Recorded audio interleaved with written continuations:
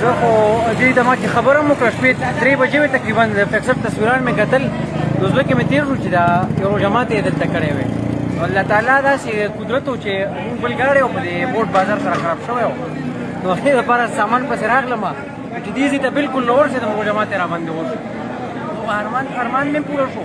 او د فکسر دا سیسټم مې هم وکتل ډېر ښکلی انتظامات او ډېر ښایسته سیسټم او بل دا چې ټولو مسلمانانو له پکار دي سوچ وکړي دې روژه کې ډېره ښکلې میاشت ده او هر سړي له پکار دي چې مدد هم وکړي او خدمت هم وکړي او سپیشل خاص کر چې کومه صاف او شفاف طریقه باندې فیکسر سره روان کړي دي نو دوی هیلپ دې وشي